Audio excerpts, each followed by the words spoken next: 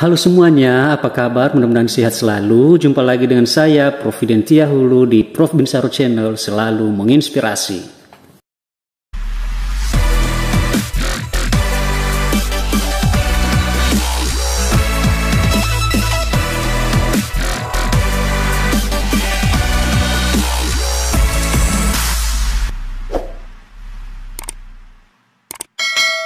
Kali ini kita akan membahas seputar P3K tahun 2022 tentang bagaimana tata cara atau mekanisme pendaftaran pelamar prioritas dan pelamar umum.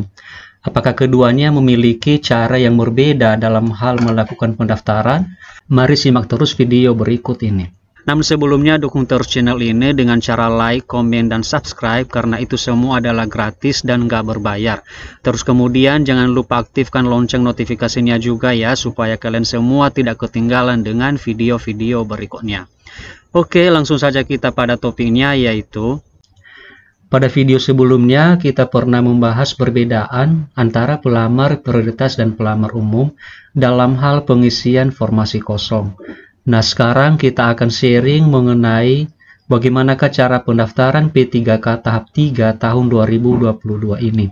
Untuk itu, sebelum kita masuk pada mekanisme pendaftarannya, maka terlebih dahulu kita perlu tahu apa saja syarat-syarat pendaftaran P3K tahap 3 tahun 2022 ini.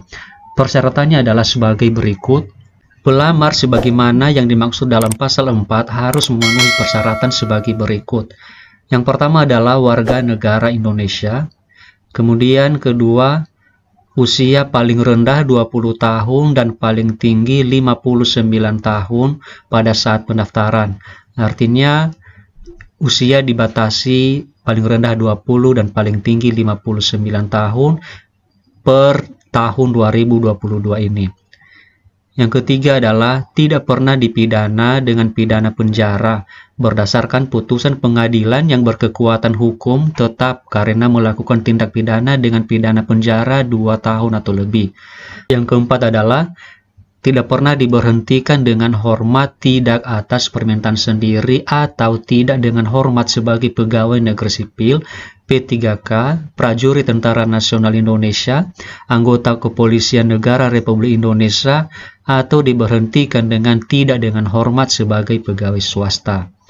Itu yang keempat. Terus yang kelima adalah tidak menjadi anggota atau pengurus partai politik atau terlibat dalam politik praktis.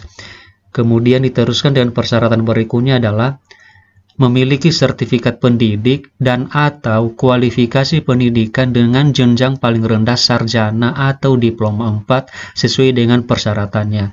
Jadi hal ini nanti dibuktikan dengan sertifikat pendidiknya atau ijazahnya yang sesuai dengan formasi yang dipilih oleh teman-teman ketika mau melakukan pendaftaran di SSCASN. Kemudian berikutnya adalah sehat jasmani dan rohani sesuai dengan persyaratan jabatan yang dilamar.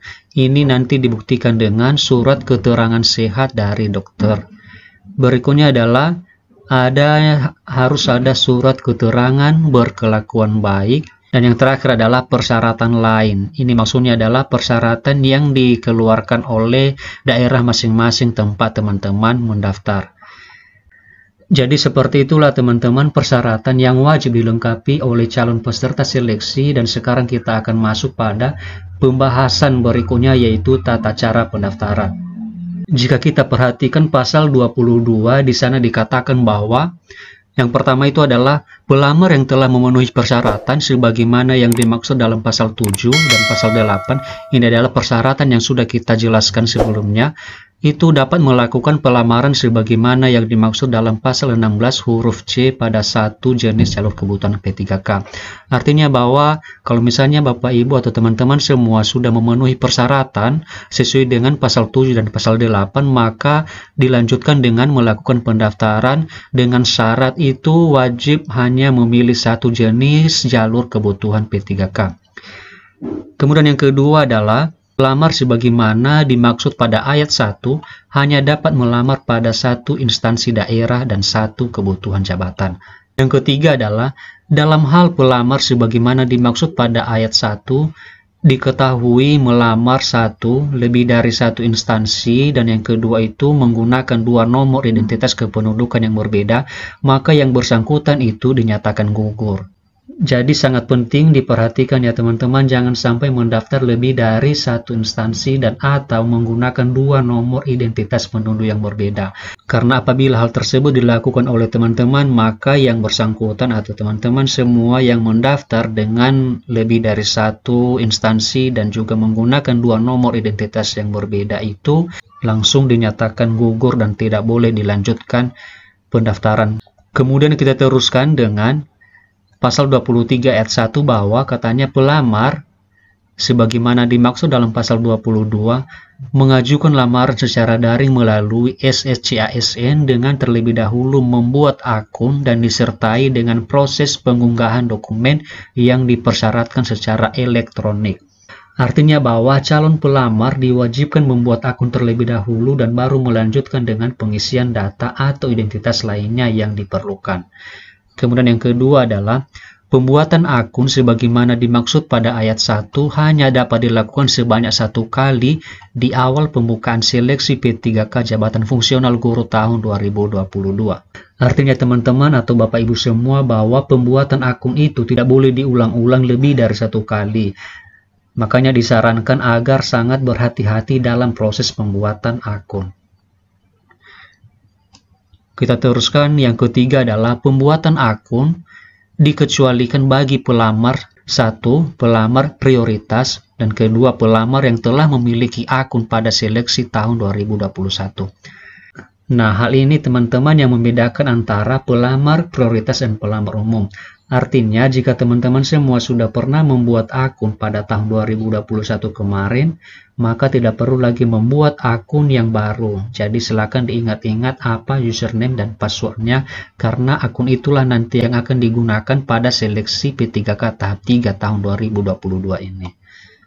Kemudian diteruskan dengan nomor 4, yaitu pelamar sebagaimana dimaksud pada ayat 3 huruf B dapat melakukan pembaruan data dan mengajukan lamaran menggunakan akun yang telah dimiliki. Artinya ini berlaku bagi teman-teman atau Bapak Ibu semua yang sudah mempunyai akun sebelumnya atau akun yang digunakan pada saat mendaftar di tahun 2021 kemarin. Nah, tugas kita di sini adalah bagi teman-teman yang sudah memiliki akun sebelumnya, maka tugasnya adalah melakukan pembaruan data jika seandainya dan mana tahu ada data yang mengalami perubahan dari tahun 2021 ke tahun 2022 ini. Jadi teman-teman atau Bapak Ibu semua, kesimpulannya adalah pertama itu seluruh calon pelamar wajib melakukan pendaftaran dan memilih kembali formasi yang dibuka lowongannya pada SSCASN. Dan yang kedua adalah yang perlu kita ingat, yaitu bahwa pembuatan akun yang baru hanya bagi mereka yang belum pernah membuat akun tahun sebelumnya.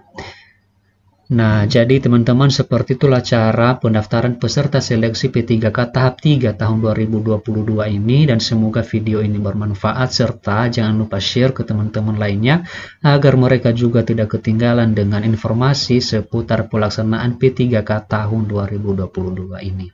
Oke, demikian saja dan semoga sukses.